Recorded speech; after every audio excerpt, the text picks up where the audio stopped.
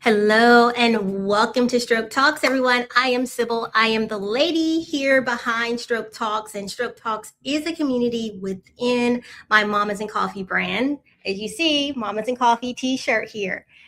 So today I am, hold on. This is live, this is unscripted, this is uncut. It's a raw conversation, sharing personal stories and journeys and recovery journeys of stroke. And today I am going to be talking with Miss Chloe, who had a stroke at the age of 9. Now I am still waiting for Chloe to join me this afternoon. And if she gets in here, or actually, let me say, when she gets on, we will talk about her stroke. But until she gets on, I'm going to go ahead and give you a little more background about Stroke Talks and what it is that we do. Again, Stroke Talks is a platform where we talk about stroke. We share about our own individual stroke stories here on the Stroke Talks podcast, but I also host virtual meetups where stroke survivors, their family members, caregivers can come together. Oh, Chloe, you said you can't find it, my dear? The link is in the email, but you know what? This I'm gonna do for you.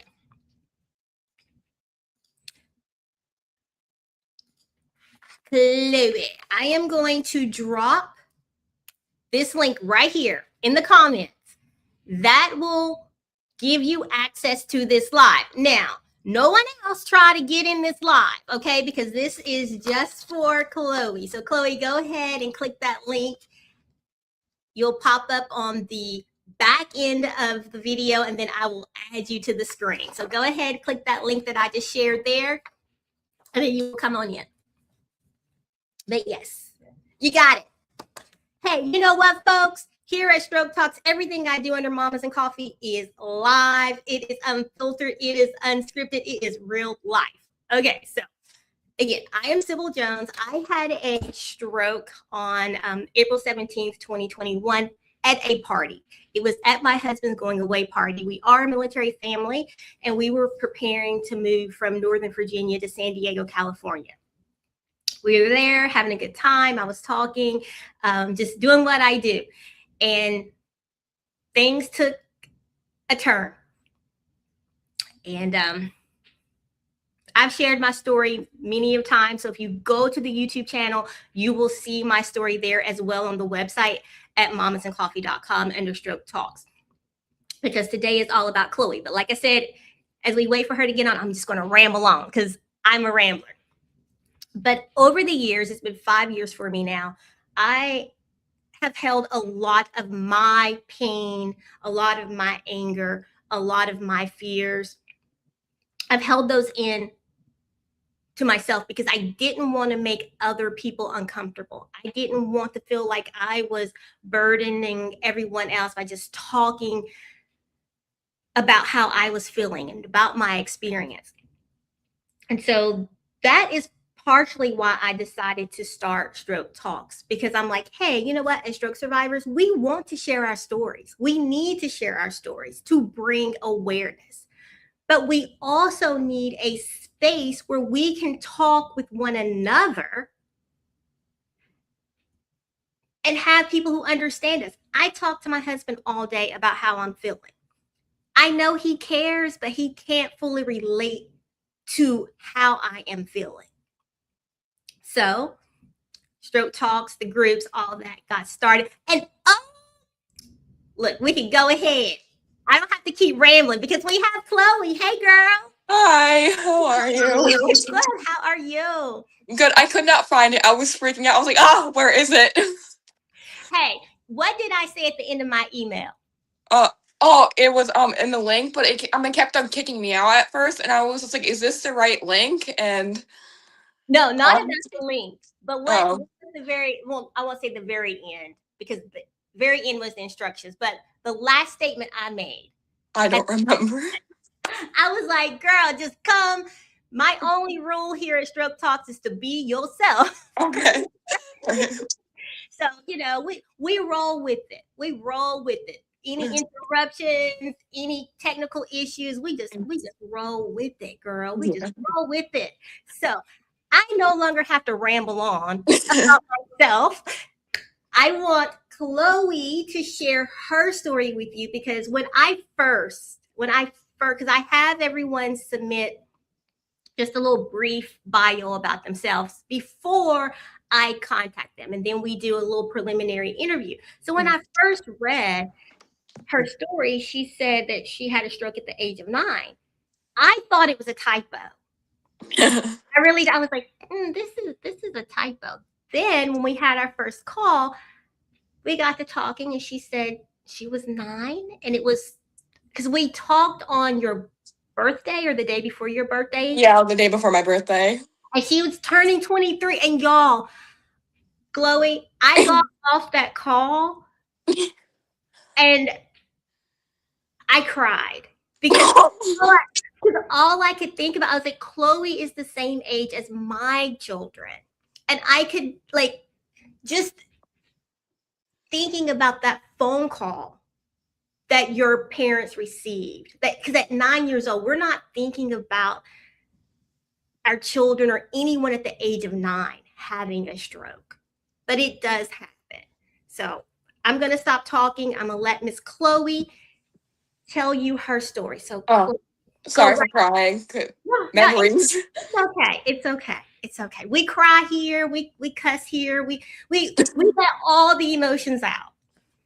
So at the age of 9, on November 26th of 2012, I suffered a massive stroke. So my father was a stay-at-home dad, and he sent me and my 2 siblings out to school. And I was actually going to try out for a musical that day. I was really excited. Like, I wasn't really caring about my schoolwork. I was just really excited. And then, like, throughout recess, I started to get a really bad headache. It was just like, it felt like a pressure, like, was hitting right here constantly. And then all of a sudden, I fell. My best friend at the time, he was looking at me. He was like, "You good?" And I couldn't speak, so I actually went to the recess aide and was like, "Hey, I got a headache. I need to go to the nurse." And then when me and my best friend, we were walking out because there was like a big pavement to get to the door. I couldn't even make it way. I couldn't make it halfway to the pavement to the door. Sorry. Whoa. And then so obviously the teachers saw, like, the staff thought that I was having a seizure or I just passed out. They bust they sorry so they went so they called an ambulance. I'm pretty sure that the school went on like lockout or something like that. And so my dad was already called. He was out grocery shopping or something like that. He got the call and my principal said, "Your daughter's in the hospital."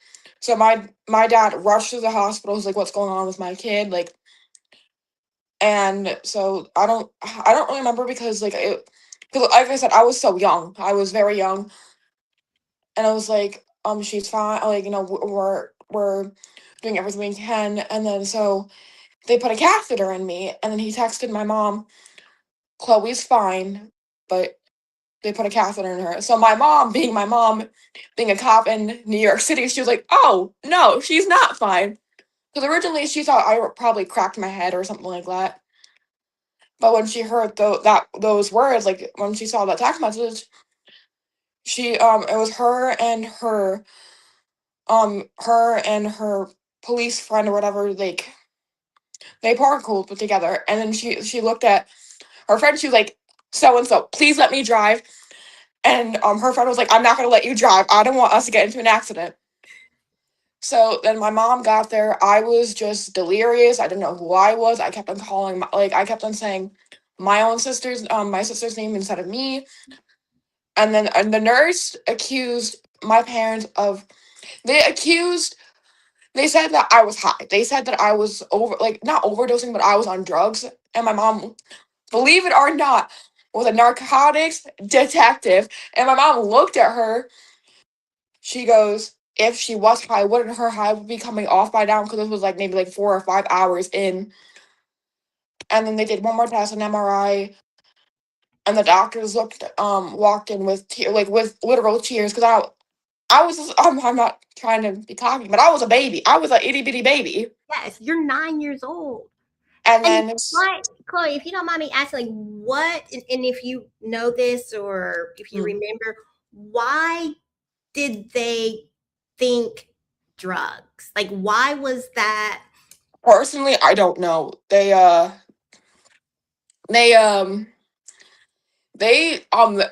we're not entirely sure. I'm not entirely sure, and I'm pretty sure my parents aren't entirely sure. Maybe I was acting like I don't know, and I would probably never know. But like the doctor walked in and I go, your daughter suffered a massive stroke, and my mom was already angry. My dad was like, no, like they were both in shock, because like what kind of 9-year-old, a little kid that is supposed to go to school and like just enjoying the fourth grade, have a stroke, a massive one.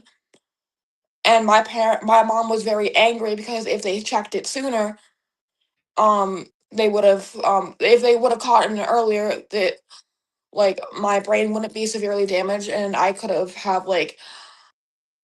able to I could be able to like actually move my arm. And so a lot of times too, I harbor like those feelings towards those doctors, and I was just like, if something's going on with a little kid and you don't know what's going on, make sure you do all the tests. Make sure like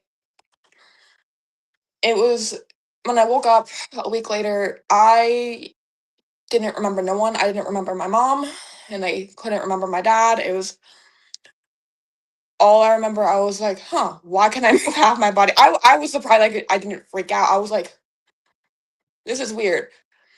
But I was just so tired. I was like,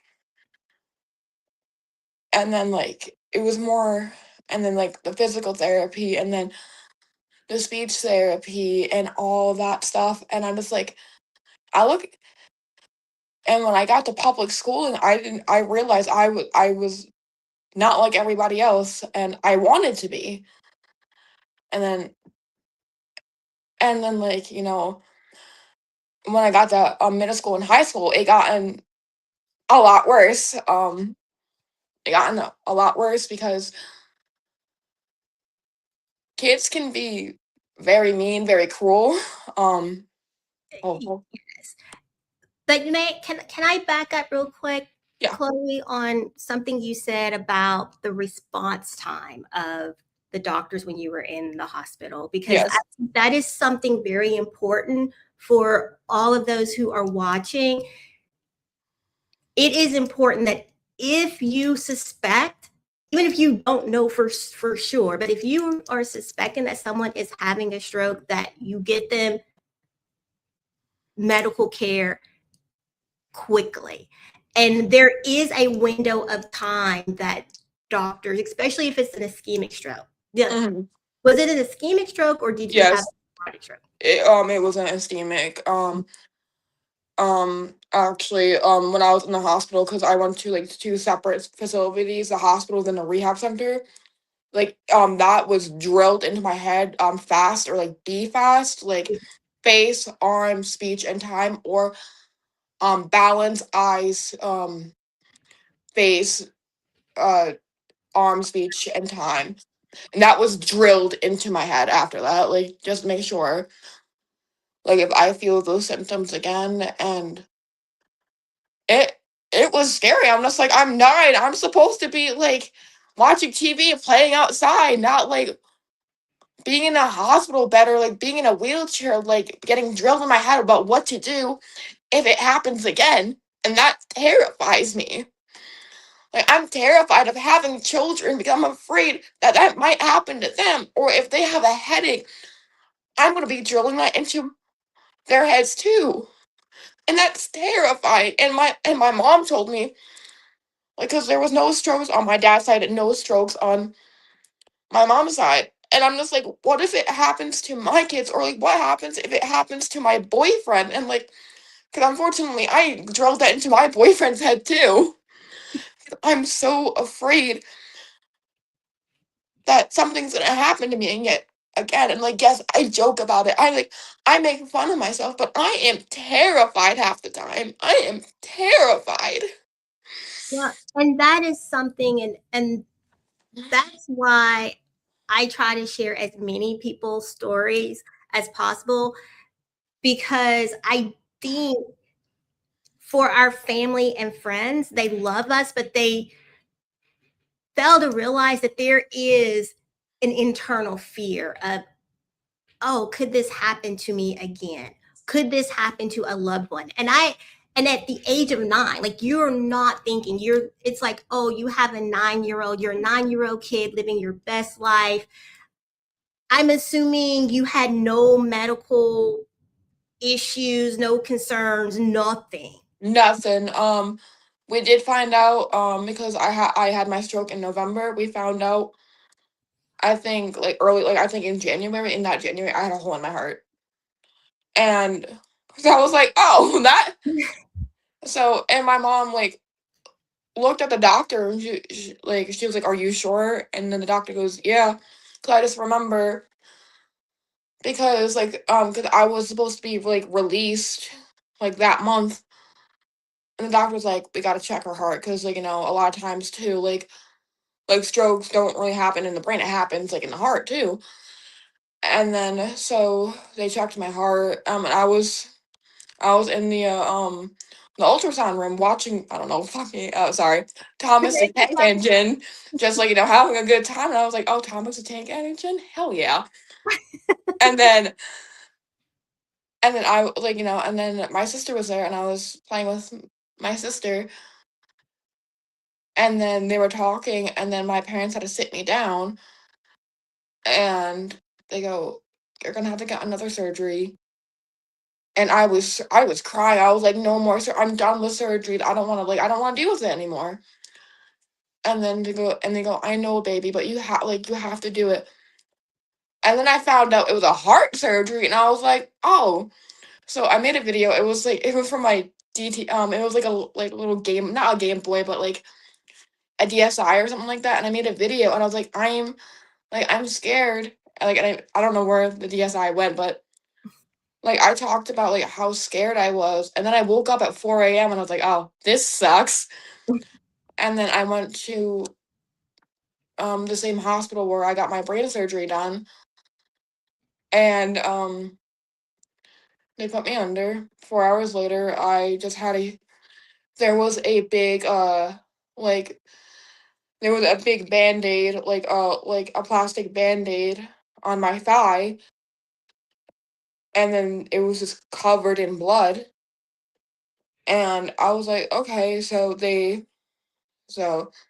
was from when they had to rip it off. I was not happy about that one, but and I'd be there for like a week or like be there for like a couple days to make sure that my heart was doing okay. Then I was sent back to the rehab center, and then I was in there for because I was supposed to be released um in January, but I didn't get released until like either early March or late February. Now, if you don't mind me asking, why was the time extended? Be- Personally, because honestly, I don't really know. I think it's because like it was just obviously it was a lot for as like a little kid. It was a lot.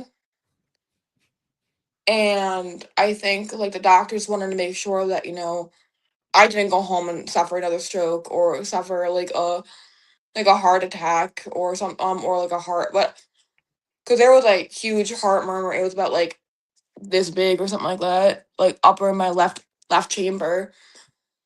And so actually when I was born, they said like, hey, there's a hole in her heart, but it's gonna close because you know how big it can close over time. Right. So my parents were like, all right, it's closed, it's fine. And they felt guilty for a very long time. And I was like, oh, my child through this. And like when I was growing up, I as much as I don't like to admit, I was very spoiled. I got everything that I wanted. I was very angry. I didn't understand why I was angry until fifth grade. Kids weren't like me, and it pissed me off to know. And I was like 9, but I was like 10 or 11. I was like, what the hell? How come no one's like me? It's not fair. And I kept on screaming that to my mom. It's not fair. It's not fair. No. And my mom, like, she couldn't say anything to me because she didn't know what to say to me. She goes, I really wish I can take your pain away. And but like, what do you say to your child who went through hell basically, and you don't know how to help them? Like, Yes, and because it's not like a stroke. I feel like if you haven't suffered a stroke, you really don't know how to help support. And I do want to touch on, with you being so young and going back to school and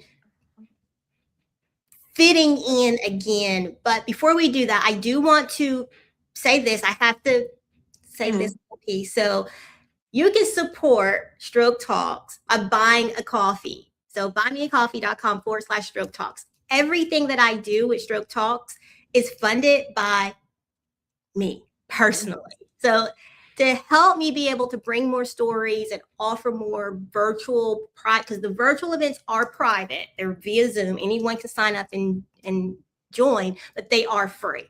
They're free for you to attend. They're free for this show is free for you to watch. It's free for all of my guests to come and share their stories. But it's not free for me to produce nor to host. So you can help support by buying me a coffee. Right, I'm learning to give myself a little plug, Chloe. I struggle with that. I struggle with that a little bit, but I had to put that out there. But you had started talking about high school, going back to school and just being different. Because again, I can't imagine as a kid, you're having a stroke, you have a stroke, you go back to school, at 10 years old.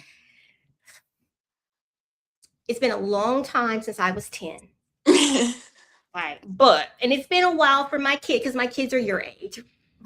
But I know 10, 11, 12, those tween years are just tough in general. They're really tough in general. So actually, I'm gonna like be cocky for a second. I missed 2.5 years of schooling, and I graduated on time. I was supposed to be graduating in 2022 or 2023, but I graduated on time in 2021. So I just want to put that out there.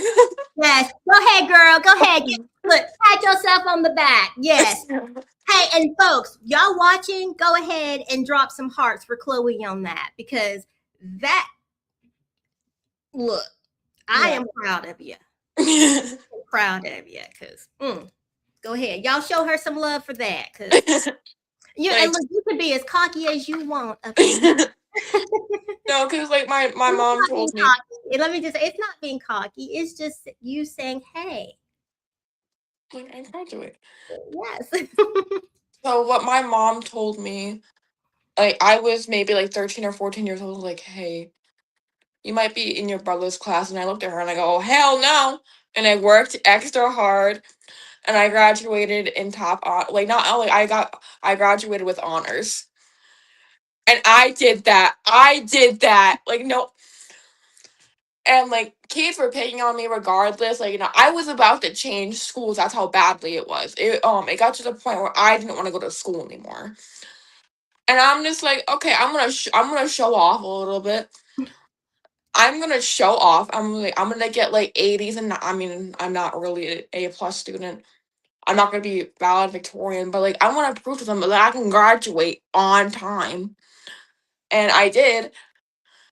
And like my mom and my dad, they were bawling their eyes out. They was like, "Oh my God, Chloe graduated!" I was like, "Obviously, I mean, hello." But like back to like when I was like 10, 11, or 12 and 13. Oh, I was angry. I was a very angry child. Especially with my stroke, I was like, I didn't realize, like, I was like, oh, everyone's gonna be like me, like, or like everyone's gonna have their own disability, because that's where I was basically around, like, for the last 2 years of my like after stroke life. I was like, oh yeah, like kids are gonna either have disabilities, and I got to public school, and I looked around, and I was like, oh shit, no one's like me, and it terrified me because I had a brace, like those like foot braces because of my stroke. And kids was like, they're like, they're not, like, they go, I'm not trying to be mean, but like, what is that? Like, oh, it helps me, like, makes me like, how it helps me with my balance. Or a lot of kids goes, hey, Chloe, what's wrong with your hand? And I'm just like, what do I say to that? What do I say to that? Like, stroke. And they don't understand it. Once he didn't believe that I had a stroke, and I was like, well, you're 10, shut up, go away, the type of deal. I'm like, Because you think of a stroke, you think of someone old. mm. You're not thinking young. You're like, oh, someone who has a stroke is old. So how did you explain that to the kids in your class? So I didn't really explain it until my sophomore year of high school. I was very quiet. I kept to myself. I mean, obviously I have rainbow hair now, but I was a brunette kid, like a dirty blonde brunette kid with an aide to help me with like my schoolwork. But I kept to myself. I was like, I do me, you do you. I still got picked on. So in health class, we were learning about strokes, and my aide's like, hey Chloe, share your story. And I'm just like, and I'm just sitting there writing, and I was like, Miss So and so, no. And then some kid goes, without, like, I'm not trying to, like he didn't know about my history. Like he felt so bad afterwards. But so my health teacher said, like, how would you help them if someone was having a stroke? And then the boy in my class goes, oh, just kick him in the head. I gave him the most dirtiest look, and I go, say that again. What? Say that again. I had a stroke. Whole class dead silent. Just like, and then there was like, and then so I came out of the classroom crying my eyes out. I was just like, the kid didn't know, like, I'm not gonna hold a grudge, but like, it's like, hey man, like that hits close to home. And then so my teacher was like, you need to share your story. I shared my story. Everybody cried. I shared my story again because there was two classes. There was two classes for because it was for like kids who were in band and chorus. They would be in that one health class, and who wasn't in band and chorus. They had like I don't know how to explain it, but like basically the bad kids were in. I was not in the bad kids, so I was more in. I was with the good kids section because I I was did going to dance. say, wait a minute, Chloe, were you in the good kids section or the bad kids section? I was in the good kids section. You know me. If it was Cheyenne, you know. But like, and when I shared my story, they were like, "Oh," like. So when I shared it again, and then it felt good, and then I started talking about it more, and a kid obviously apologized. He felt so, he's like, "Well," but then he had my back. He had my back for the rest of the year. Like he made sure no, like, I mean, some girls were picking on me, but like that kid made sure that he had my back, and I didn't really have his because I didn't really know him that well, and like he was in sports, and I was just kind of just in my little corner doing my own thing. But he had my back, and I felt. And actually, one of my bullies, she was usually hanging out with my main bully. I made her cry. I made her cry. Then she stopped picking on me. And I was Okay. like, Like, do you remember how you made her cry, or do you not want to talk about? Because "Oh, I made her cry by I'm sharing my story. I made her cry by sharing my story." And like, obviously, I don't like it when I make people cry, but I'm just like, what you say has a very like it can be very impactful. Like I was like that next year, like during junior year, I was considering switching schools because I was fighting with my mom. I didn't want to go to school. I was terrified. And it sucked because like obviously I'm out of like I'm it'll be my 5 year like, but like every time I tried to avoid her, like she just made my life not mainly made my life miserable for no apparent reason.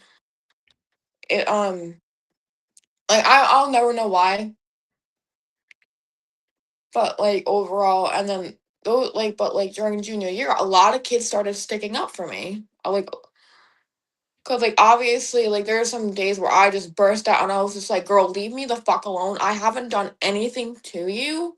Go.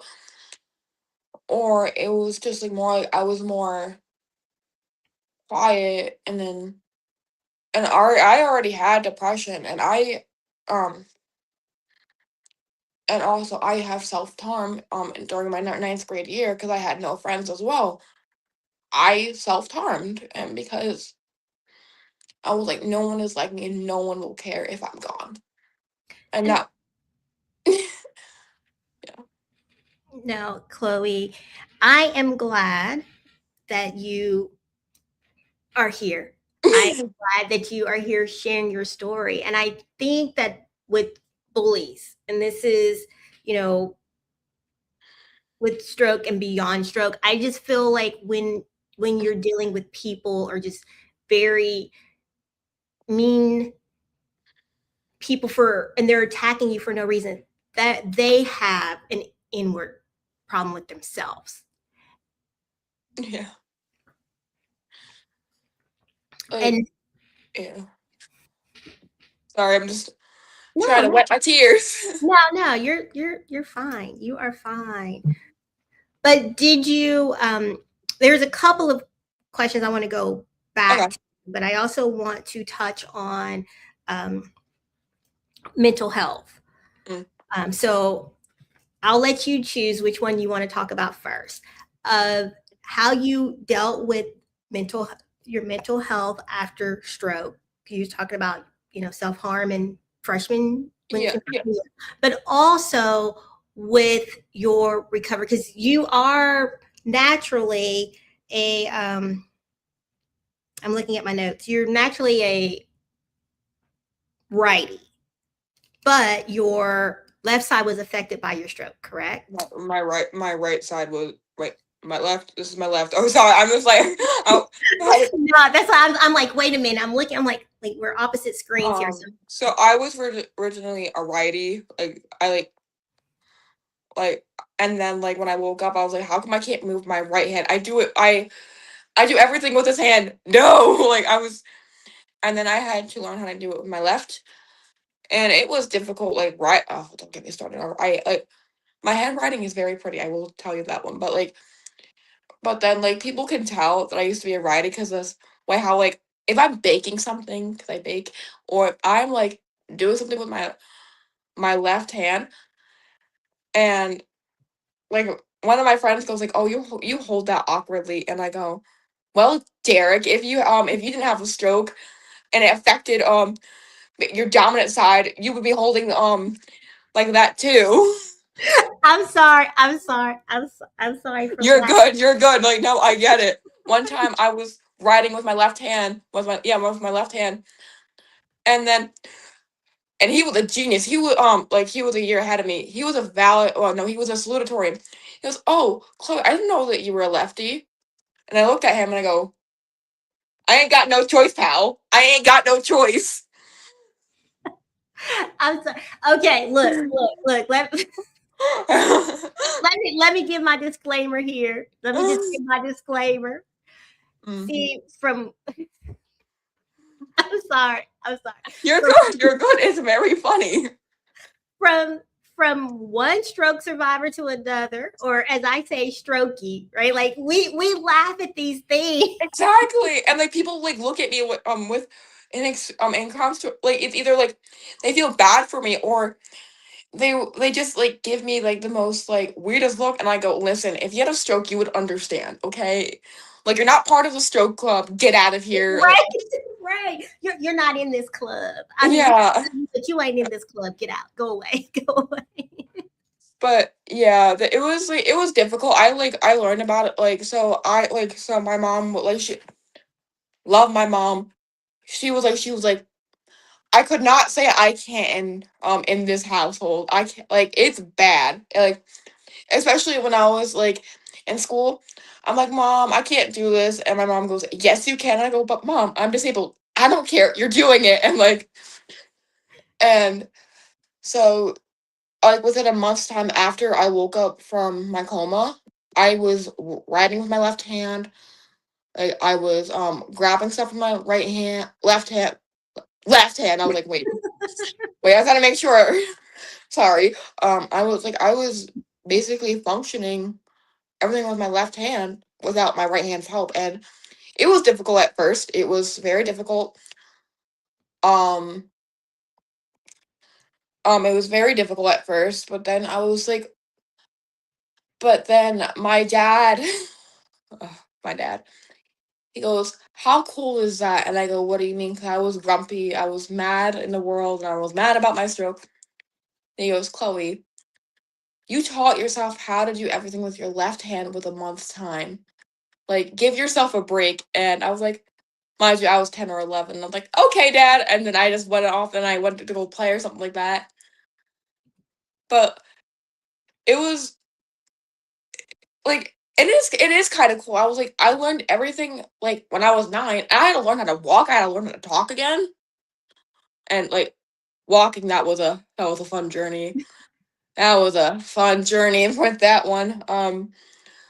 One time I thought I could walk again. I was sitting in a chair in a hospital room, and I was like, I want to go back to bed. Like, I want to lay down. I don't want to deal with this. My mom was out somewhere. She was like outside. The nurses were out there, and I go, huh, I could do this. One step, I immediately fell, just immediately, and I was like, well.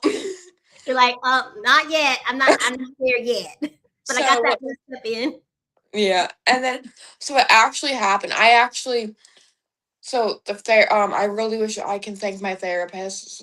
Like when I was little, if I can find them, I don't remember their first name, but they got me moving. I actually broke my hand. I fractured my hand in the rehab center because I was running. But the first time I walked, it was me and my roommate. I'm just like, I'm gonna walk. I'm gonna do this. And my roommate's like, Are you sure? Mind you, like this roommate was about like 5 years older than me. So she was like maybe like 15, 14 years old. I go, Yeah, I got this. So I grabbed like the curtains of like the little room, like for the little room, and I hoisted myself up. I walked out. Like, my roommate was like, Yeah, go Chloe. Then I fell. I couldn't get I was hoisting myself back up. My mom walked in and I go, Hey mom, look what I can do. And I stood up. She ran. She was trying to help me, and I go, Mom, I got this. It's fine. It's fine. You're like, I'm good. If I fall, that's okay. I'll get back up. Yeah, but there was a rule in the rehab center that I had to have an adult with me. Which at the time I thought that was stupid, but in retrospect, that was probably a good decision. That was Yeah. probably a good choice. But Uh, when you're going through it, you're like, hey, I want to get back to normal as soon as possible. oh Now, yeah. so I want to ask you this about your speech. We're still going to get to the mental health side because we're going to go Mhm. through the therapies.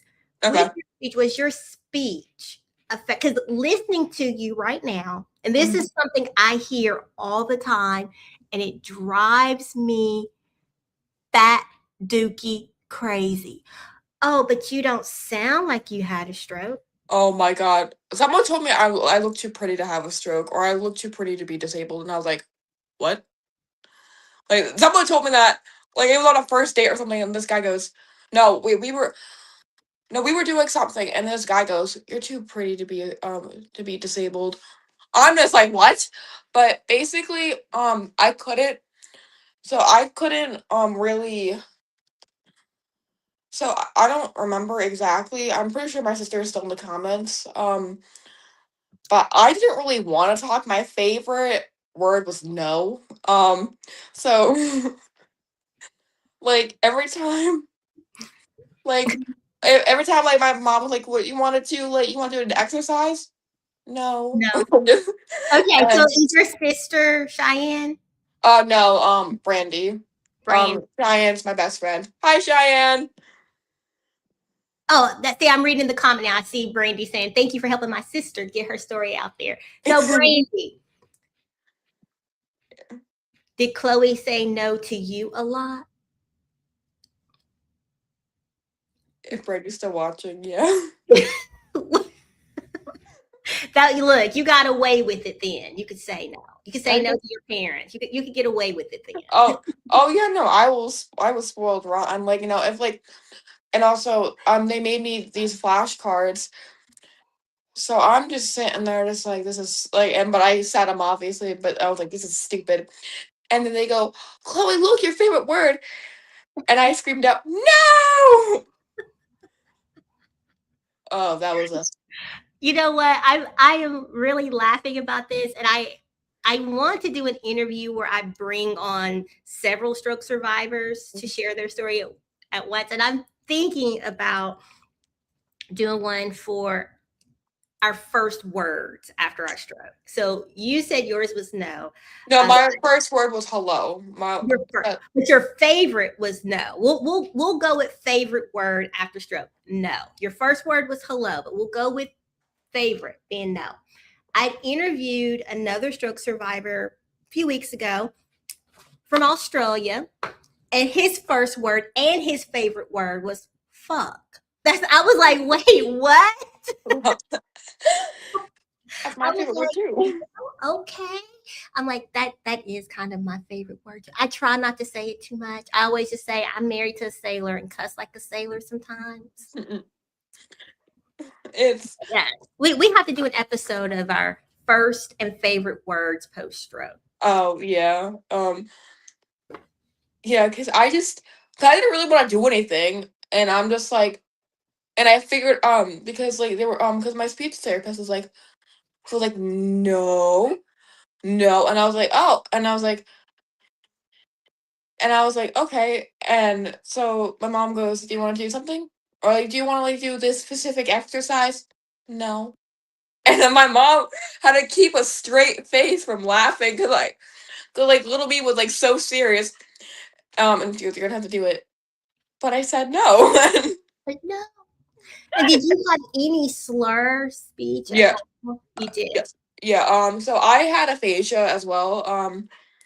So That when was I gonna be first my had, next question. I was like, I want you to tell us about aphasia because people don't know or understand what aphasia is.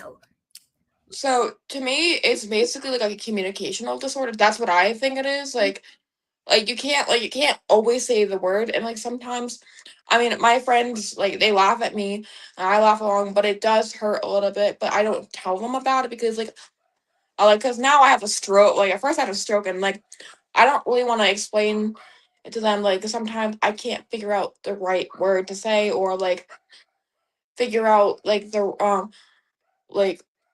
right like right now. Like I just it's very difficult with that as well because a lot of times, or I mix up my words a lot too. And people said like, "Oh, are you dyslexic?" And I was like, "No, I'm just I have aphasia." And so and so I was going through that, and when I had to do a like report and I had to read it to the class, I was terrified. For one, because I have to like reread it over and over and over again, and sometimes I still mess up, which sucks deeply. And like when I tell people like, "Hey, I have aphasia," there was this one kid goes, "Yeah, I think I have aphasia too because I got a concussion," and I was like, "Oh my god, do not tell me that. I will." And then when he said that, I was like, "Oh my god!" And then I was with that specific friend, and his dad was like, "No, you don't have aphasia." Like, like he was just like, "What do you mean you have aphasia?" Like I was like, "Dad, I don't know." He was like, "Dad, I think I might have aphasia." And like Chloe, I believe because she been through some shit, but not you. You just hit your head against the wall once. Like you're fine. But because I think like people, one, it's like aphasia. It doesn't mean that these are things that I've heard people say. Oh, your comprehension skill. No, we comprehend perfectly fine. We understand you. Sometimes it just takes a minute, a few extra seconds for us to get our thoughts together. They're there. I'm like, the words are here. We're grasping them. They're there. But just getting the brain and the mouth to connect and for them to come out. Like we know what we're saying, but it's just getting everything to flow. Like people. Like when I perform on stage, because I used to perform, I'm trying to get back into it, and I'm trying to do like singing competitions as well. I have to like read the lyrics over and over and over again, or like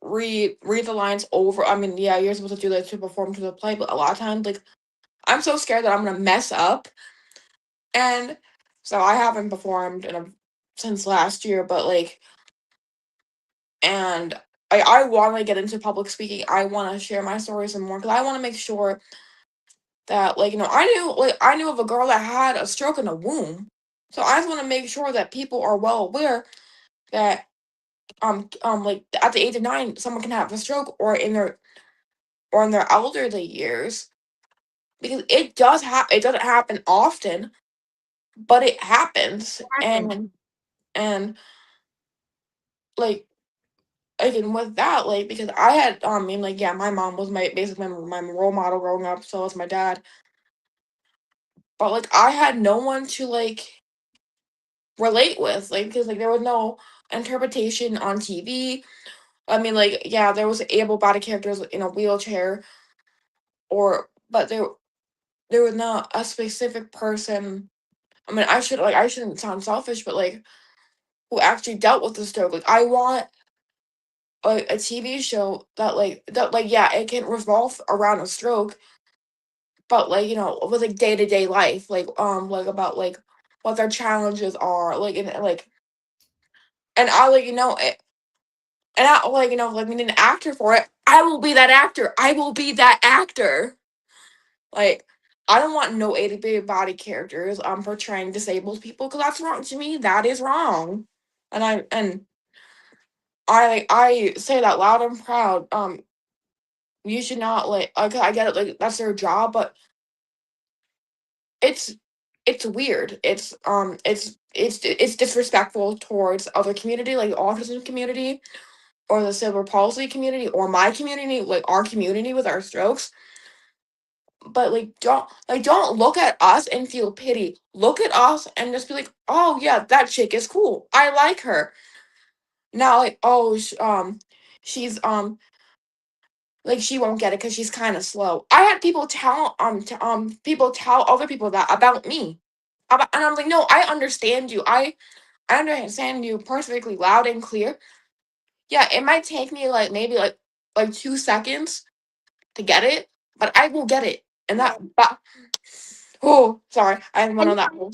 No, because that is important to talk about as well, right? And the frustrations, because on a and that's my thing with stroke talks. I want to show and share all stories, because to see you out, if I saw you out at a restaurant, you're sitting at a restaurant eating dinner, I wouldn't think, oh, she's had a stroke. Not by just looking at you immediately. But I'm not gonna lie, my husband tells me I'm wrong. I'll see someone, I'm like, oh, I think they've had a stroke. There's little things about yes, it exactly. Exactly. I want to walk over sometimes like, hey, and my husband's like, please don't do that. No, because like there was there was a couple people that I saw, and all right, my boyfriend Ari looked at me and like, Chloe, don't. And I go, I think they had a stroke. And he goes, Chloe, just walk this way, go this way, go this way, go this way. Love Ari, love you. But No, I get it. But then there's also that, you have the spectrum of stroke survivors, right? Because I'm always like, I have no visible signs, right? I don't sound like I've had a stroke. I don't have what I call the stroke wall.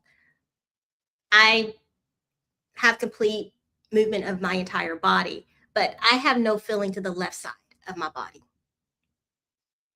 And when I tell people that, they're like, "What?" I'm like, "Yeah, that's a thing." And when you were talking about like a movie about stroke, that is one of the reasons I started Stroke Talks. Because I'm like, I want other stroke survivors to come share their story, candidly share it. I'm not here, like, we're just going to have a conversation, let the conversation flow. Because one, you've got to be comfortable in sharing your story. You've got to be comfortable with it. I don't want to try to wedge anyone into sharing something they don't want to talk about. And as I'm rambling right now, because I am, that's what we do, right? We're like, okay, we can fear. But I think it's important to show people real stroke survivors, real life. Like, this is who we are. No matter, like, I've talked to people who have their speech is severely slurred, right? And I'm like, okay, we have the conversation. I did an interview with the gentleman actually last year on his channel, and it was like, all right, but I felt a little uncomfortable because I'm like, I don't have that slur. So will people judge me and judge my story because I don't fit that stereotype. the stereotype? Yeah. Yeah. But also, like, when I had my stroke, I was 43, a $107, no health issues at all. And I think it's important to let people know you can be 9 and have a stroke. You can be perfectly healthy and have a stroke. There's different causes beyond the high blood pressure, the cholesterol. Like, my stroke was a rare cause. And I'm like, okay, we're going to talk about it. But that's not what we talk about right now. I just need to, we're going to go back. Oh, shoot. This chair is going to be the death of me. Sorry. So you said that you want to like talk about like Mental health. Okay. That's where I was trying to get a segue, because I didn't want to just be like, okay, Chloe, mental health. So I was like, let me just go over here and ramble about this for a minute. Yeah, And then honestly, I am more than willing to talk about my like the mental health with the strokes. So so when I was 12, like after like my sister died, I noticed after that, like, 'cause, like, usually when I was like sad, but it will go away. That feeling didn't go away. And like over time it got worse. And then I started thinking about suicide when at the age of like 14 years old. And so one day I just kept on thinking, it was Halloween the first time and I had no friends. I was in the shower, trigger warning, I don't wanna like make sure I just wanna make sure like the people that are in the comment section, I'm gonna be talking about self-harm. I self-harm for the very first time. Because I didn't want to feel this pain anymore and I thought no one would care. And then I freaked out and then I said, I'm never gonna do this again. But that promise didn't stay. I kept on doing it over, like not over, but like it was like little cuts. So if people asked me, oh, what happened to you? Oh, I got attacked by a cat. And then so one day I was in class and I had a huge panic attack. And I went to there because there was like a whole little doctor's office in my school building that was actually really cool. And I told her what was going on with me. And then so she put me on medication. I was fine. But then I was still harming myself. But it gotten progressively better. And then I believe during my junior year, But the first time I tried to commit suicide, I was 14 years old. I was in the bathroom, and there was a knife near my chest. And my father knocked on the door. Hey, Chloe, what you doing? Nothing. I put the knife away. The second time I tried to commit suicide, it was more of a suicide ideation. Um, I just kept on thinking about suicide a lot, and so I went to the hospital of the summer 2022. I just kept on saying I wanted to die, and I was sent to the psych ward when I was 19. The the second time I tried to commit suicide, I took 4 pills of my hydroxyzine. Like I took them throughout the day, but I was panicking. I was scared. I called my ex-boyfriend. He didn't really care. Screw that guy. Wait. Okay. He. Like So I'm sorry because I'm like, wait, he didn't. like he couldn't. So he was a shit boyfriend in general, but he couldn't go back to his house because he was with his boss or whatever. And I'm just like, your girlfriend is trying to your girlfriend is begging you for help, and then so like after that he was like, okay, just don't.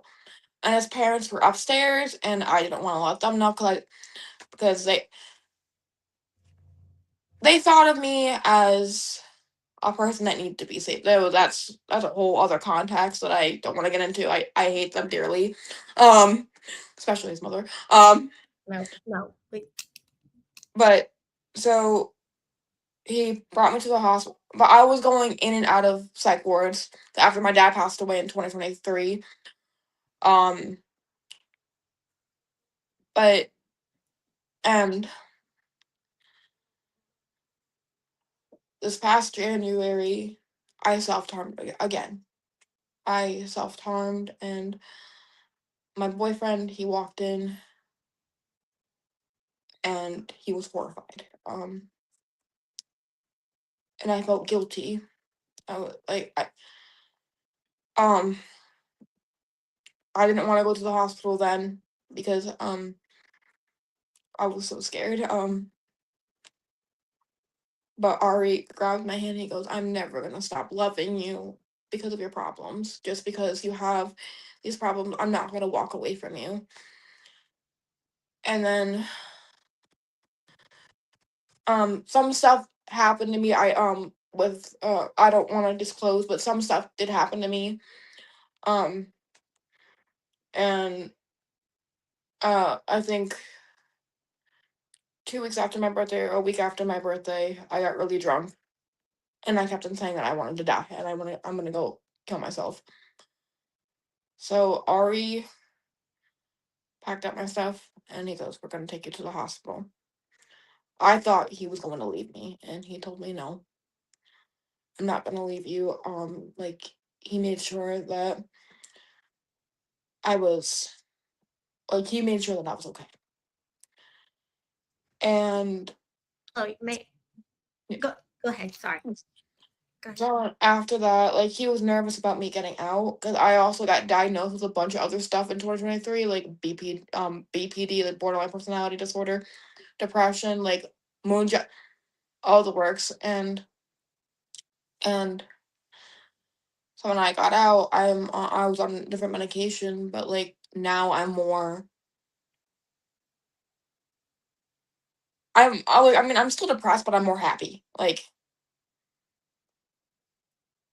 I'm more okay with myself. Sometimes I just hate myself at the moment, but like I'm more okay with myself.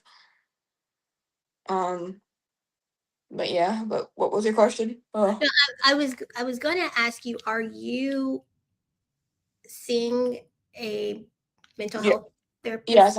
I'm seeing a therapist and I'm seeing a psychiatrist and all that. Yeah, what had happened with the whole psych ward thing, this woman kept on canceling on me up the wazoo. Like she kept on canceling and I was like, well, no one cares about me.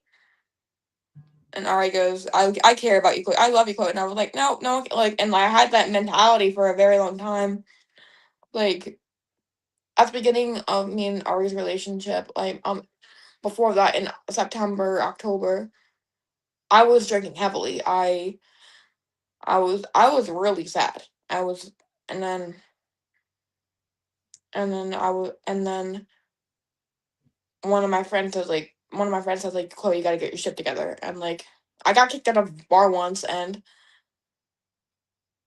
that kind of, like, changed my perspective. I was like, yeah, I should probably get my shit together. Um, but the reason why, and I, like, with the, so the reason why I'm also very depressed, and, like, I'm pretty sure with some, I'm not saying all stroke survivors, but some stroke survivors, I cannot work. I cannot work because of my disability. I can't do certain things, and sometimes I just feel like I'm a waste of space. Um, and that's why I want to become a mental health advocate. That's why I want to, like, share my stories, because, like, you are not alone. Like, they're not alone, because I get assistance from the government. I'm like, yeah, people joke about it, and I was like, not like, and I joke about it too. Huh? Oh, sorry. I'm sorry. I made you're full. Oh I haven't touched it. I swear to God. no, it's sorry. You're good. I was like, what? Sometimes Oh, it does its own thing. I'm like, ah. so, like, with, like, that, I was because, like, y'all, people say, like, you can work. I'm like, no, I get too overwhelmed, and sometimes like, I had customers that were just because I worked in customer service, like, once, never again, would straight up ask me what was wrong with me. Grown adults, I was maybe like 19 at the time. I was like, you don't. If a little kid, because I worked in a little kid store, if a little kid asked me, like, hey, what's wrong with your hand? Like, what happened to your hand? Like, I will answer them truthfully. If you're gonna ask me what's going on with me, well, yeah, 9 times out of 10, I will share my story. I will do what I gotta do to make them aware. But if you're gonna ask me what's wrong with you, bitch, no, you don't. I don't have to disclose my medical issues to you. Get out of here. Like, and it just bothers me so much, because when people say, like, oh, you're not really depressed, Chloe, you're just sad that you can't do anything. That is literally the meaning of depression. Like, I had, like, a person telling me, oh, Chloe, like, maybe, like, you can do, like, remote work, but it would screw with my disability, and half the time I don't understand what is going on. And and what bothers me the most is, like, people try to fix me. People try to fix me. There was this one dude. I believe in God. I believe in Jesus Christ, but I don't think Jesus Christ can fix this. I was leaving. I was in the psych ward, but I was leaving. This and he goes, "Can I hold your hand for a second?" And I was like, "Sure." This dude grabbed my hand, and he goes, "God will heal you one day. God will, like, I don't know what he said exactly, but God will heal you." I was fuming. I said to him, if God would, like, I said it in a joking way, because, like, he was not mentally well. But I said to him, like, oh, if God did heal me, I'll be going to church every day. But I walked out, and I just internally screamed, because, like, who the hell says that to a person? Like, who, like, don't be. Listen, like I said, I believe in God, I believe in Jesus Christ, but don't push that bullshit on me where, oh, if I just prayed about it enough. If I just prayed about it, I stopped believing in God for a very long time, because of the stuff happening to me, the stuff happening to my sister when she passed away. After my dad died, I hated God. was just like, if there was a God that would, why is it happening to me? God, like, and people say like, oh, God, gives out the most challenging obstacles to their strongest soldiers. I like, like, to me, like, I'm not his strongest soldiers because I just wanted to die through half my half of my years of being a teenager to now. I mean, I don't think about that stuff anymore. So like sometimes the back of my mind goes, oh, you should do this, but I don't want to. I have good now. But I hate when people are just like, oh, just believe and God will heal you. God hasn't healed me yet. So like, I one time I said to someone that was giving me like a religious fan, but I told him to leave me the fuck alone because I didn't believe in him for such a long time. Because if there was a God, like, I mean, I know, like, I mean, I haven't read the Bible, but I've heard the stories. But what kind of God puts a young girl through hell? Sorry, sorry. No. You are fine, Chloe. You are fine. And I do think a lot of times when people say things to those who have, stroke survivors or to anyone, their intentions mean Are well. good. However, you're like, I'm not ready to receive that right now. Right now, allow allow whoever the individual is to go through and process what has happened and deal with their emotions. I do think for the most part, people, meanwhile, I've had the same arguments and discussions with people because I'm like, okay, you know what? Can I give me this moment over here to just feel for myself. Come talk to me about it in 2 weeks. So like with that, like, sorry, I went on that rant, I was just No, you're fine. You are fine. so I celebrate my anniversary. I celebrate that shit. Like I'm like I have a whole sash dedicated to that.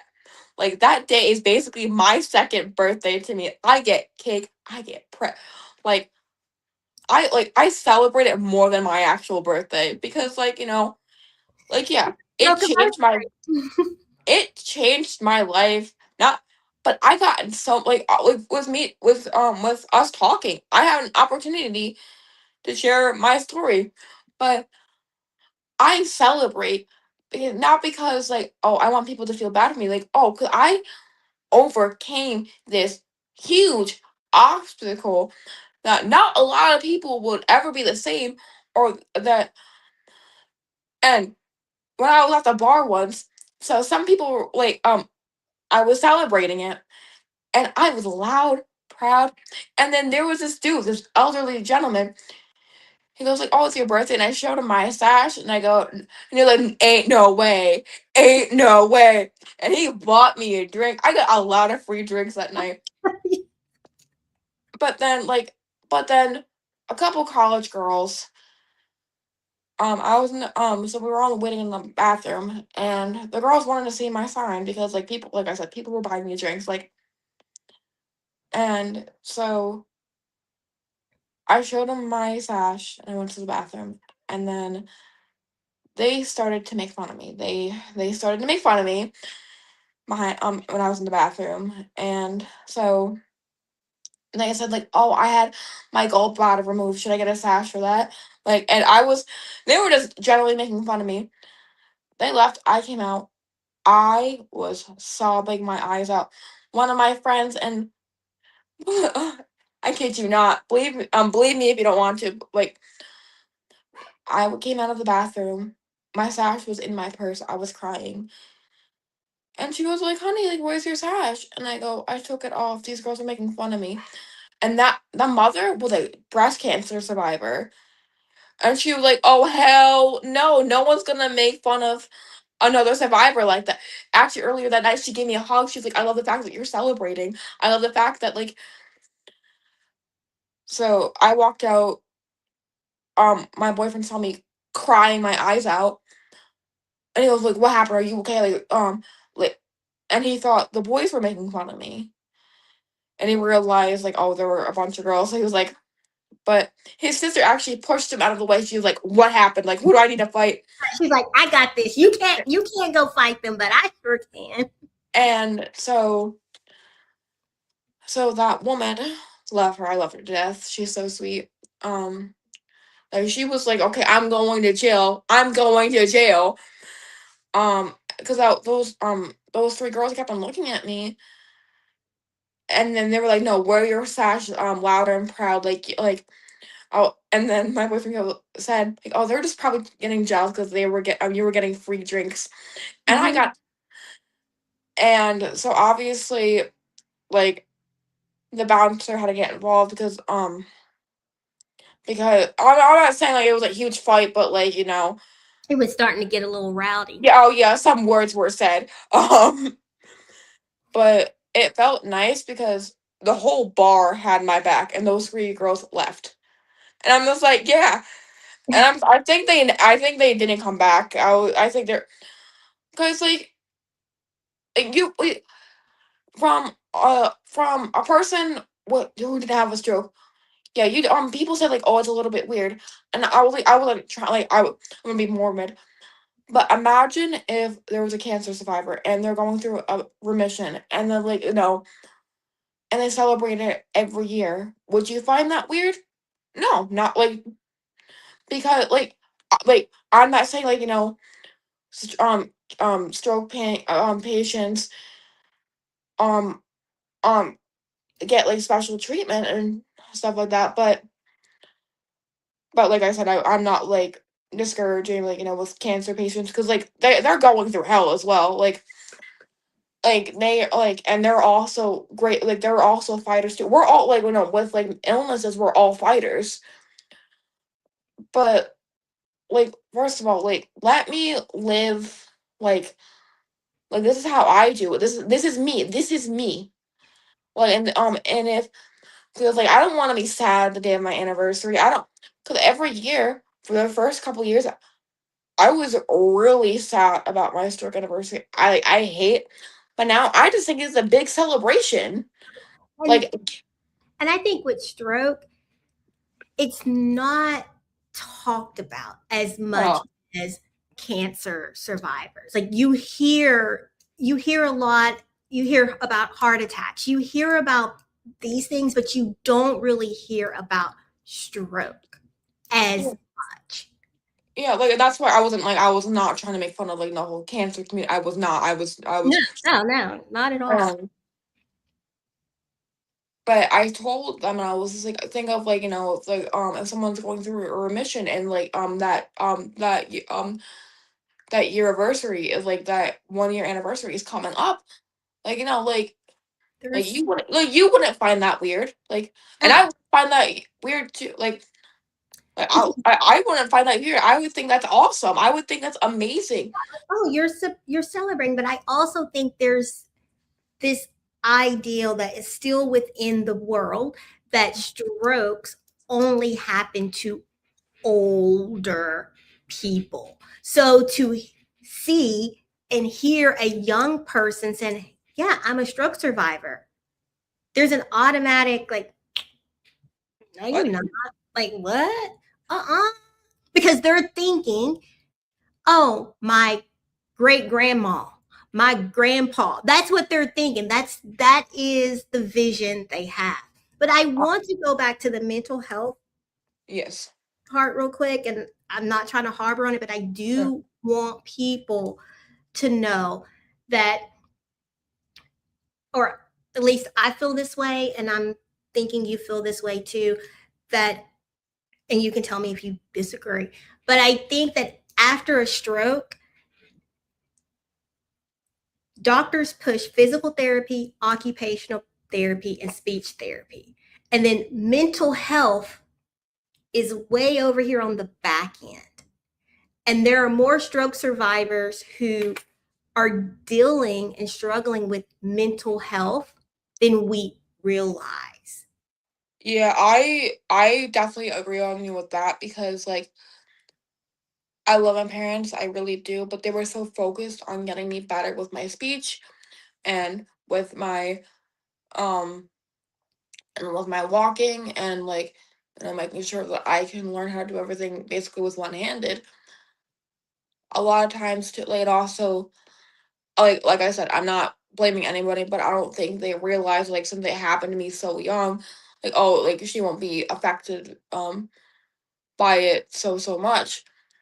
But like it did have a lasting impact. Like there was like for example, if I'm going to if I was in PE, like either I couldn't do some of the activities or I had to modify it and some kid got like had to be my partner and like first of all I always felt bad for the kids but I hated the fact that like I have to do like everything with an accommodation and that was a really bad and then my parents were like especially my mom especially my parents realized like oh yeah this is affecting her we need to get her help and so like with that like the doctors especially the doctors like oh we're gonna make sure that you can walk talk and do everything with your left like with your just to make sure you can have that but like they don't always look on the mental side of things because they don't take a neurologist for example they work on the brain they work on like the back the like the nerves like that's their job or like BP a general practitioner making sure that it they're just making sure that the whole body is okay but when you when you're actively trying to reach out for help especially when you've gone through a stroke cancer cerebral palsy when you're just that sad and some doctors would either brush it to the side or they would just they will pump you up with medication I was on 7 different medications when I was 19 years old like 5 or 7 different medications 'cause I was going through I was dealing with a loss with my dad. I was angry at the world. I was going in and out of psych hospitals, and and then the psychiatrist is gonna pumping me up, and one of the medications was affecting my arm, affecting my foot so badly because tech by technicality I have cerebral palsy by a technicality because of my stroke. So my orthopedist, love him, he looked at it. He looked at my medications, and he looked at me, and he was like, "Chloe, you realize you have like 7 different medications, like or 5 or 6?" And I go, "Yeah." He was like, "One of what that one medication you can't have because it affects your ability to walk. It affects like." So he had a word with my with my psychiatrist, and also I was immediately taken off of that, and there was like, another couple medications that I was off on that I was off and I didn't look like a zombie anymore because like I just Certain medications will just have you like they're like, okay, we want to bring you back to baseline, but the meds to help you get to baseline don't get you to baseline. You are walking around like a zombie. And as a stroke survivor, I think there's the depression and the anxiety. Like you've gone your life without having anxiety, and now all of a sudden you're just having anxiety and panic attacks over things that you're like, oh, because I also feel like your entire life changes, right? They're like, oh, your norm, but you're trying to accept your new norm. Like that's the hardest part. Like, what is your new normal? And everybody, oh, get over it. Don't think about it. Well, how do I not think about it? Even if you're not actively thinking about it, you know things are different Like for when I hate, I'm gonna top jump on like like the stuff that I can't do that made me depressed. I can't drive a car. I was I going to can't. ask you about driving. I cannot drive a car because technicality, I have a pseudo seizure disorder. My technic um when I get really stressed, or if I get really overwhelmed, my body thinks my brain thinks, oh, you're having a seizure. Sometimes I can control it, sometimes I can't, and so it kind of makes me feel like I'm a child half the time. Like I mean, like yeah, every time. Like, if me and my boyfriend were in the car and I was like, "Oh, you're always gonna be my pastor, but you're a princess," and shit like that. Like, but when I look at my ID, a non-driver's ID, I just like, damn. I just think, wow, just and I get and people say like there's nothing to be embarrassed about. I'm 23. I still can't drive. And that I'm gonna start crying. Fuck, I'm gonna start crying again. And like and people look at you weirdly, like you can't drive. But then when you explain, oh, that makes sense, that makes me feel so much worse. I was like, excuse me? Right? Like, oh, that makes sense. You're like, oh, is that supposed to make me feel good? Like, I don't Like, know. one time someone said that, and I looked at them dead in the face, and I go, I'm like, no, I wasn't trying to do. And I'm like, yeah, I know what you're trying to say, like, but good thing about it, I can always have I don't have to be the DD driver, but no, but like that's, and also, when I don't want to cry, I make jokes so I don't cry. Um, but with my drinking, well, I mean, I don't drink out not anymore. My mom always said like, be careful. You have a brain injury, so I get drunk a lot faster because of my brain injury, and and I kind of said to a couple of my friends, look, it's a superpower. I get drunk faster, and in retrospect, that's not funny. I shouldn't be joking about that, but I see, look, Chloe, you got me over here chuckling about that because let see you brought it up. You mentioned it. yeah. I'm gonna ask.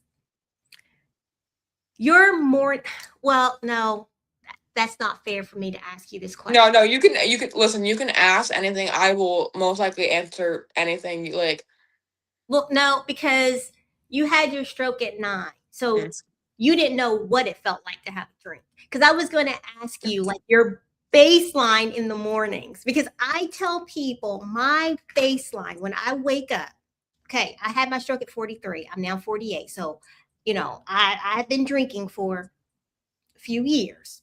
Never to mm, get drunk, but, I would have a cocktail or two. a little dabble here and there.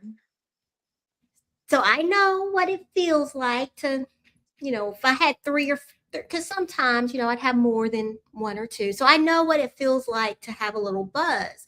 But my baseline in the mornings is a buzz. Like I feel when I wake up, when I start my day, I feel like I've had two mojitos or two margaritas. Now, I'm perfectly sober. I know that I'm sober.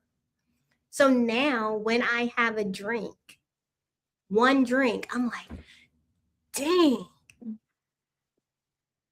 It, Like, there's some drinks I try to avoid because I was like, I would just get drunk straight off the bat. Like, um, there was this, um, there was actually this one situation where I just kept on like hammering down shots. Like, that day I found that tequila was not my friend. I had like 16 shots and rest or 14. And I was, Chloe, tequila has never been anyone's friend. no, no, yeah, no, that was like the first time.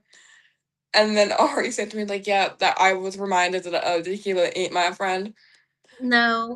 So now I stay away from tequila right now. Well, like, oh yeah, because Like not even like 2 shots, like I'm done. Like I'm like, or if, cause yeah, cause I drink like my actual drinks like throughout the night. But what really gets me is those shots. I was like, oh yeah, I'm like, and like it's not even like, oh, people like, oh yeah, you gotta drink. Like it's like more of the social, like it's Social the drink. social pressure. But then like but then like and I've always promised myself like, oh, I'm never gonna get drunk while I'm sad, and then I got sad and I ended up in a psych ward, and I was just like, that my fault, my bad, like it was my own fault, but but like but overall September and December I I realized like, oh yeah, like this is hurting my mom, cause like she doesn't want anything to happen to me again. Cause I like she goes like, you're gone, like you already gone through so much, and I don't want. She goes, I don't want to see you struggle again.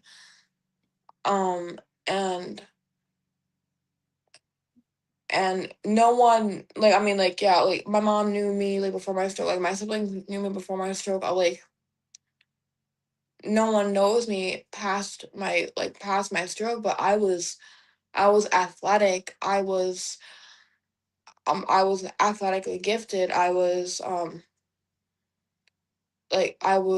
bubbly outrovert. Well, now I'm more of an outrovert now, more than high school, because like I was,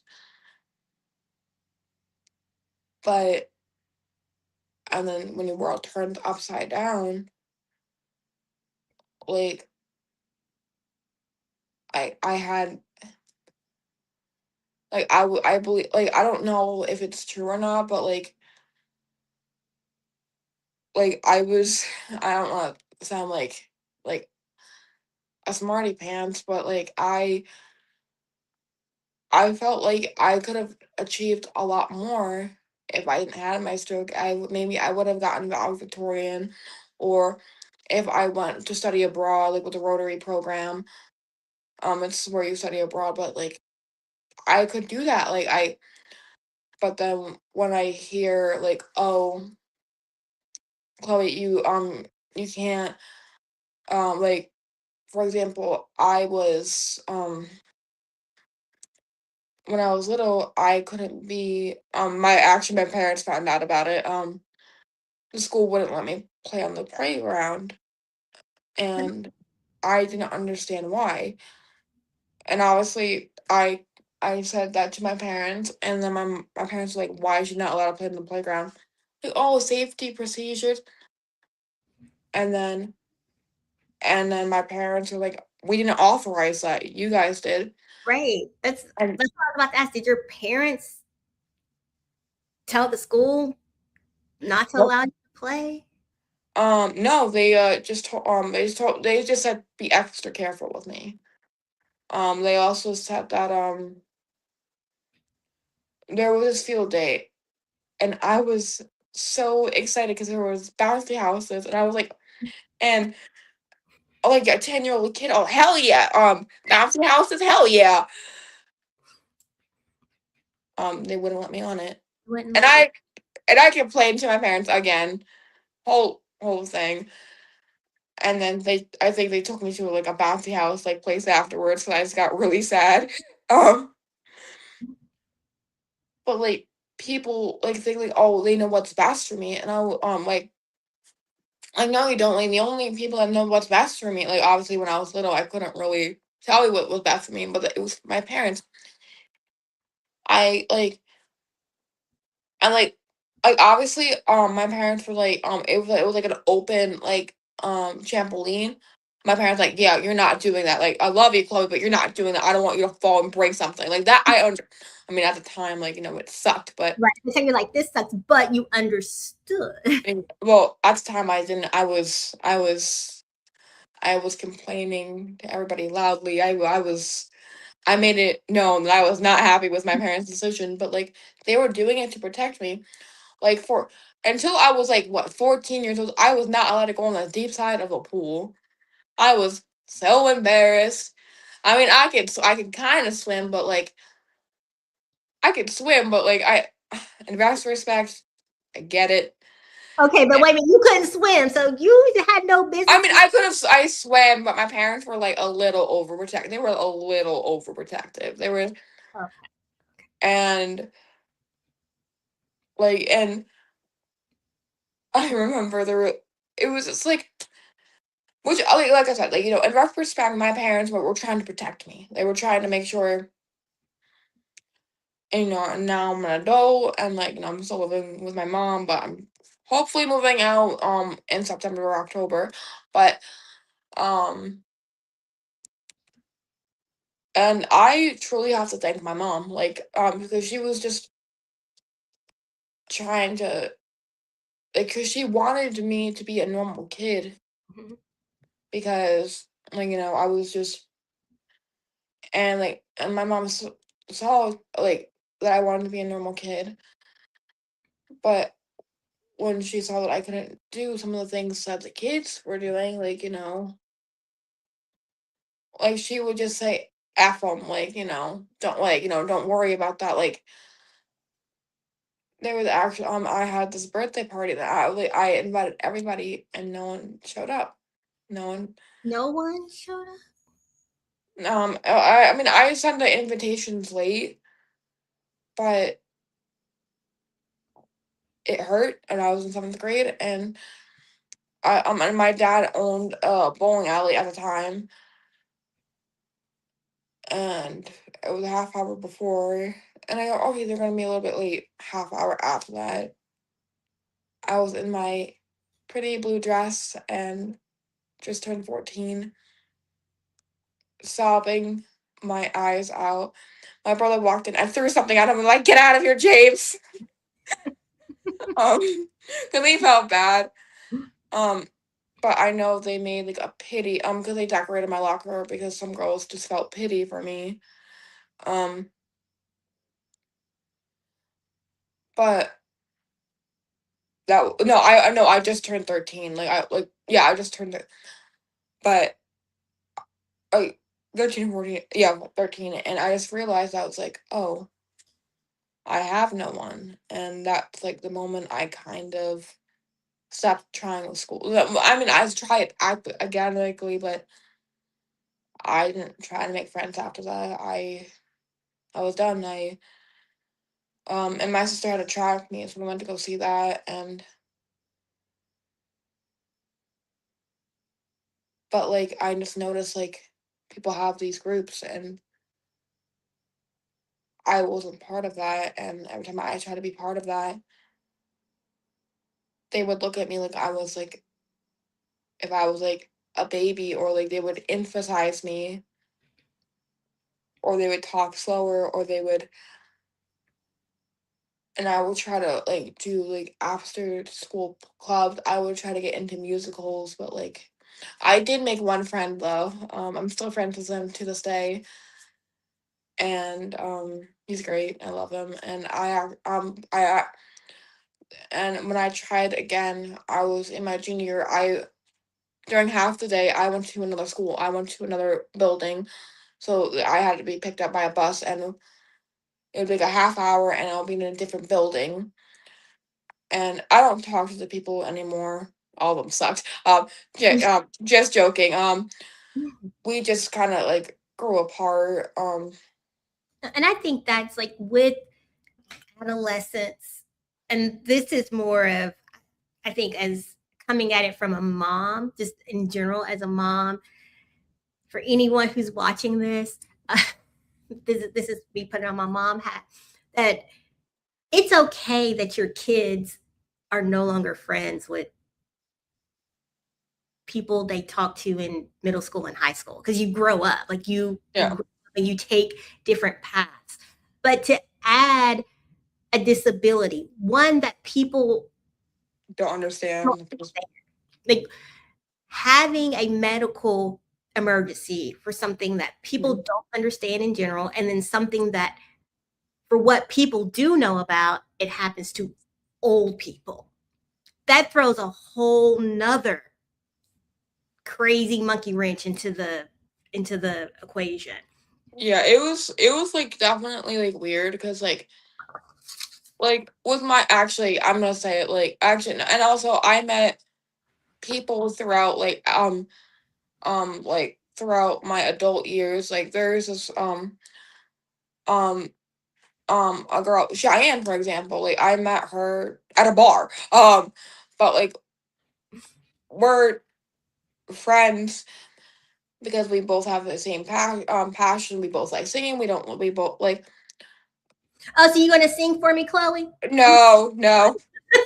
But but she but like or like Logan, for example. Logan was my friend from high school. He was 2 years older than me, and he didn't see me as, oh, this disabled, I'm I don't really like to use this word, this disabled crippled girl. He saw me as a friend. He saw me as like he saw a human being. He saw a human being, and like and then when I met Ari, because I had weird people that like if it like with dating too, if I said like, hey, I got a disability, like usually like the guys were like, I'm gonna tap out, which I understand. That's a lot to take in. I understand that. Sometimes they would try to take advantage. They unfortunately my ex-boyfriend did. My ex-boyfriend took advantage of the whole situation, and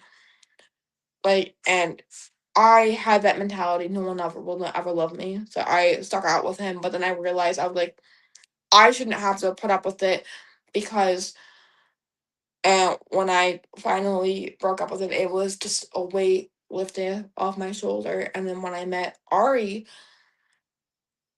I found out what true love is. Like I just and being in a relationship and being with a person who has a disability, who had a stroke, like a lot of times like when I don't understand something, I lash out on an object or I would lash out on him. But instead of him yelling back, he goes, "Hun, like you're raising your voice. I know you don't mean to. You got take a deep breath. I know you're not mad at me. I know you're mad at the situation." And he never ever raises his voice at me, like unless the only time he actually raises my voice if like something is going on is gonna happen to me or like. But he is 6'4" and like, but he's such a gentle giant. That's the guy. Because I saw a picture of you with the guy. Was it your Um Gmail profile or is it? yeah, I was hugging him. I think of my profile picture. I was hugging him, and Yes. yeah, that's my boyfriend. He And y'all, I wasn't stalking her. you can stalk. It's okay. No, but that's my bub. Yes, that's my bub. It's just, when people reach out, you're like, okay, let me. No, like, and he's such a lovable, goofy guy, and like, he doesn't make me feel bad about my yeah, like he knows how to push my not push my buttons, but no, like let's just say, um, let's just say, we're joking about something that we can't control, and he's like, and like one time, like he pushed it. Oh, he was like, he said something about my hand, and I go, "Hey, you pushed it a little bit too far." But like we can joke around about these things. Like I joke about around with his hair, and he jokes around with my hand. But we know but we both know when we're pushing it too far. He would never ever call me the R slur. Like he would never do that. Because first of all, I would dump his ass in a fucking heartbeat. He knows that. I told that, and I was like, if you ever call me the R slur, I'm going to leave you. I'm going to leave you. Like, I'm out. no. Um, But you know what, Chloe? I don't mm, mean to cut you off, but this is going to cut off automatically at 2 hours because it only gives me 2 hours. But I want you to come back and we do another interview, because this is why I want to really dig into relationships as a young person. Would you want my boyfriend to be with me as well? If he would like to join. Oh yeah, I'm gonna make him join no matter.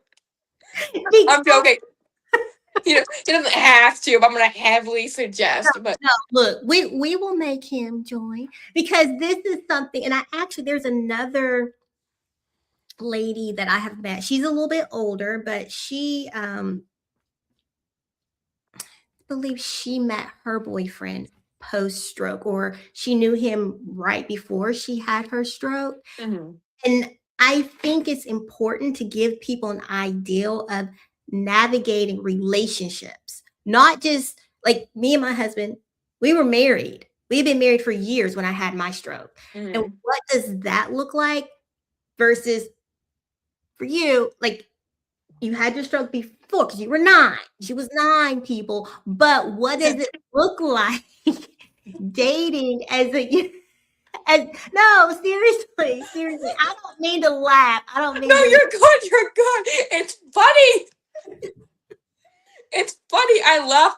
I make fun of myself all the time. People make fun of me.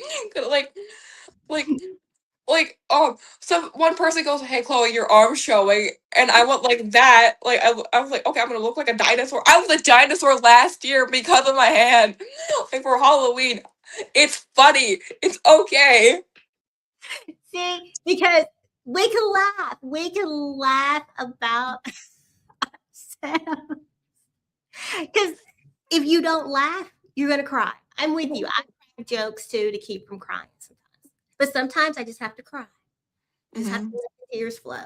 But I do want you to come back, because I'm not cutting you off right now, but I don't want to get pushed to the timer and it just shuts off. Okay. And it's like, oh snap, we didn't finish that thought.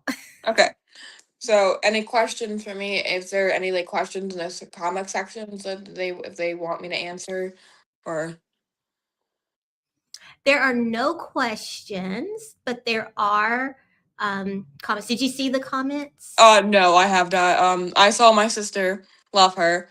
Oh, okay. So we have thank you, or you saw your sister. Thank you for helping my sister. I'll throw the comments up on the screen. They were from earlier on in segment, but oh, you know what? That's the picture. That's you. That's the picture right there. Is that your your man? Yeah, that's my man. I got lucky. I got very lucky. Yeah, he's cute. Look, I'm saying not weird cute. I'm not saying it in a weird way because I'm old over here. But yeah, no. Hi Cheyenne. But yeah, I just like I said, like I like overall. I don't know why, like, my boyfriend deals with me all the time. Like, cause I just feel like, oh, just leave me and go find someone better. Cause like, there's some times where. And that was from Stephanie earlier. So Chloe.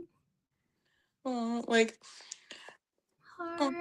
Yeah, that's my friend Cheyenne. Like, this is when you were talking about graduating early. I know I graduated technically on time, but like on time. And you were saying being cocky. I was like, no, girl, let's be proud of yourself.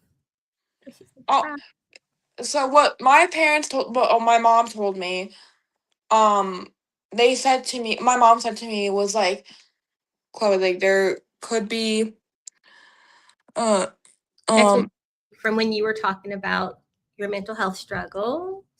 Oh, love her. And Stephanie here is a stroke survivor as well. She's been on the show. She's had 11 strokes. And I actually met her in person in San Diego. Girly pop, you are so strong. Stephanie, you are so strong. A round of applause up in here. Oh my god. No, I'm not being sarcastic. That's look, that just like I'm gonna tell you, I need to do an episode with the two of you as well because Stephanie here, she cracks jokes. I'm like, girl, what? Oh, we would create such a storm. Like yeah. Sorry, I'm just like you want me to yeah. Aw. Yeah. So you had some comments, some love comments going on. There Yeah. were no questions now, but this will be up forever on YouTube and will also be published on my website. Wait, So what's your YouTube channel called? Stroke Talks with Sybil. Okay. Like I like I said, like with me graduated on time, that was like my biggest achievement in the world. Cause like my mom wanted to make sure that I got the best education. It was I mean I had an education. I mean it was mediocre at best. Like, I didn't go to no private schools. I didn't work extra and hard. I would like study like at like 4 a.m. just to compromise what the book was saying to me or like what and sometimes and with when I went to my trade school for for my junior and senior year of high school, like the schooling gotten a lot easier because like for one, I didn't even have homework during my during my trade school. But like, I would like I got like history no, I got science and math in that one in my trade school. And also I excelled in history. Like I want to become a historian for like a local museum because like I excelled at that. Like that is like um when they told because they weren't sure when I was in 7th and 8th grade, I was like, okay, we might have to hold you back. I was like, I'm not gonna be held back. Oh hell no, I don't want to be my brother's class. No. No, listen, like that's already degrading enough. Like, I'm already dealing with a stroke with a stroke with a stroke with a disability. I don't want to be with my class with my brother. No. You're like, no. And I don't want him to snitch on me if I'm not doing my work. Hell no. Okay, so with other words, you knew you were not going to be doing your work. I mean, I did do my work. I was very lazy. I was very lazy. I would like I just thought to me I just thought work like with me being depressed, I was just like, man, this sucks. I don't want to be here. Fuck that. Oop. But yeah, but yeah, I was like like I was like for the first 2 years of school, I did not care, and then I was like, oh, I should care, and then and overall, like I was like, okay, this is not so bad. I guess it's not so bad. And then when I got but that was probably one of my biggest achievements is probably graduating on time. Yeah, graduating high school on time, and now look at you. You graduated high school. You've overcame so many other obstacles. Mm-hmm. Here you are sharing your story, and your story is going to help others. Like Your story has helped me. Again, the first time when I first, here it is right here. I have all my notes written on it, but when I first opened up your responses and I was reading it, and I'm like, ain't no way. I'm like, there's no way. I'm like, okay, I'm going to reach out and schedule a preliminary interview. And I was like, she's about to scam me. That's what I was like, either this is someone who had a typo or this is someone who is trying to scam me. Not that, scam me isn't trying to get money from me. Yeah, but like publicity and type of stuff. Thinking I was going to say, oh yeah, come on. I'm not going to do a preliminary interview. Just come on the show and talk and share your story. But then bring you live and then you flip the script and start selling something. I don't know. Oh my God. Thinking, right? But then when I met with you, I'm like, wait a minute. nah. Like, I'm like, 9? And your stroke happened at school? Wait, elementary school? 9 years old? And then my mind also was stuck on what the doctors first said. No, it was a nurse. The nurse, what she first said to your mom. And I'm like, wait, what? Did no one like run in? Like, what were we doing? What were they waiting on? Like that, like, obviously I understand, like, Proud of you, babe. There's nothing you can't do. like, I understand, like, like, just my sugar pie. Who is that? Huh? Who is that left that comment? Oh, that's my mom. That's my mom. That's my mom. I can't see the picture. I cannot see. Even with my glasses, I can't see. Oh my God, that's my mom. Hi, Mom. I talked about you a lot. Love you. Oh. Love you. Like, I'm like, I can't see. I'm like, it's a real oh God, I love her. Love you, Mom. Sorry, like, she's the best. I love her. But she was actually my huge rock when my dad passed away. Like, she became my mom, my dad, my best friend, my enemy, all at once. Like, at the time, I hated everybody. I was like, screw this. Like, but if she was like, Chloe, I get that you miss your dad, but like, you can't stop living. Like, you can't. And like, and now she's my favorite parent now. But she was always my favorite. Like, yeah, my dad. Okay, I'm gonna talk about a little bit about my dad for like 2 seconds. My dad didn't really like hospitals. Like, he was there sometimes. I'm not saying like he was neglectful. I'm not saying anything like that. But he didn't really know how to like deal with a sick child. Like, cause like no one does. No one does. No one does. And my mom came out of communist Poland, like, ready to face the world, and like, she had a sick child prior to this. My older sister, um, she was I don't know what happened to her exactly, but she had to go to the hospital a lot,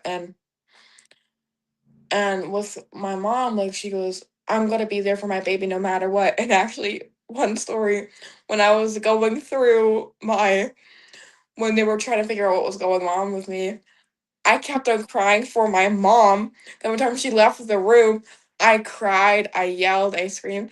My dad did that, nothing. Just, no, just, but if my mom goes, oh my God, I was not a happy child if my mom went. You're like, And no. And every, like, one more story, I'm sorry.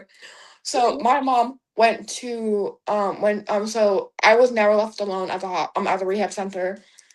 But my mom, I guess, missed her bed. No, I'm joking. Like, I guess, like, she wanted to see if I could like handle it on my own. And I called her at like 11 o'clock at night at the nurse stations, and I was like, Mama, where are you? And my dad in the background started laughing. And she goes, I'll be there soon, baby. Got there. I'm just sitting on the bed, watching TV, eating ice cream at 12 a.m., just having a whirl. And she was like, Chloe, yeah, Mom, go to bed. Okay. Like, okay, going to bed. No, but there is something about, as a mom myself, there is being a mom and then being a daughter, there is something about a mother's love that I think, like, as the daughter, I'm like, oh, no matter how mad, like, again, being 48 myself now, but thinking back to when I was younger, I would get mad at my mom, but I always wanted my mom when I was sick. Same when I gave birth to my girls. I wanted my mom. When I was in the hospital when I had my stroke, I wanted my mom. My husband was there, but I wanted my mom. And I was there like at the end of COVID. So my husband was the only person who could come. My kids couldn't come to the hospital either. But I wanted my mom. I wanted mommy. Yeah. Do And you then call your mom or mommy? I call her, I go, "Mom, mommy, mama," but I made her call I mainly call her mama. But, but, overall, she's been through already for, so much, like, her parents dying, basically at the same time than me, and then, before that, when my older sister got sick, and then her parents dying, and then me getting sick. It's not. It was a year later. It was literally a year later. Like, first her parents died, and a year later, then I got sick. Like, and so, but she kept on, chugging on, keeping shit together, and yeah, a lot of times too, we get into fights, and we get into these stupid.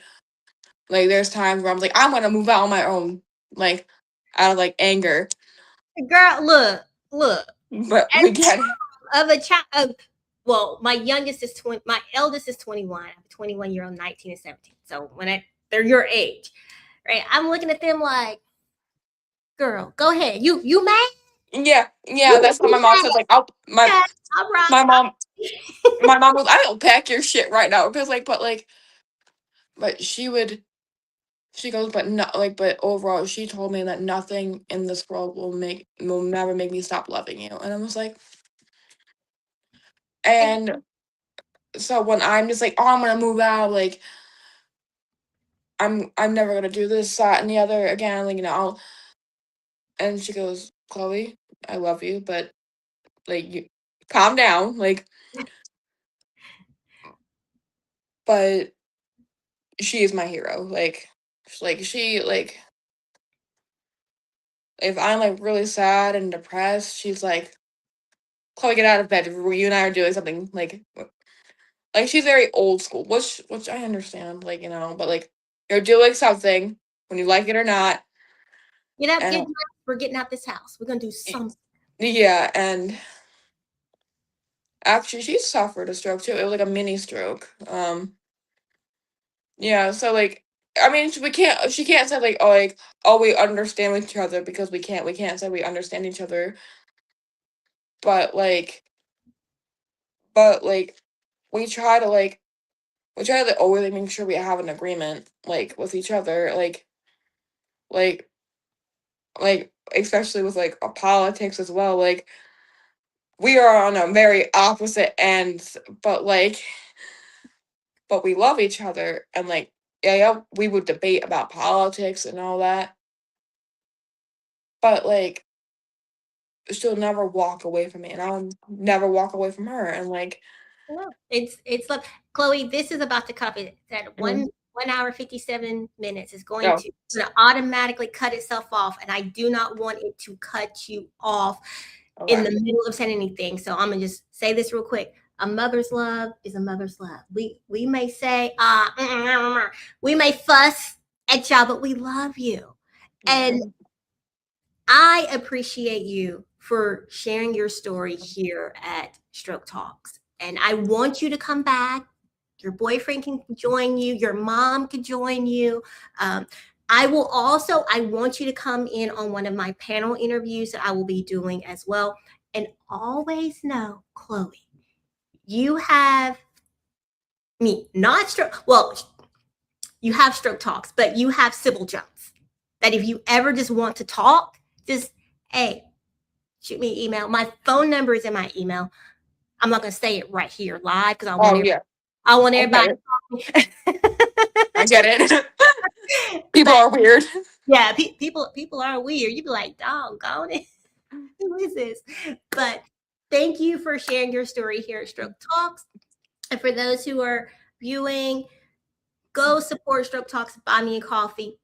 $5, it goes a long way. It helps me to be able to continue to bring these stories as well as provide Mingle Mondays, which is the behind the scenes, the Zoom calls that we do. And it's a small group where we talk. They're not recorded, they're not streamed. It is, hey, it's a peer-to-peer support. I don't want to say support group. It's just us supporting one another, talking, sharing our stories, and all that good stuff. All right. Thank you very much, Chloe. And thank you everyone for tuning in. Thank you. Bye. Bye.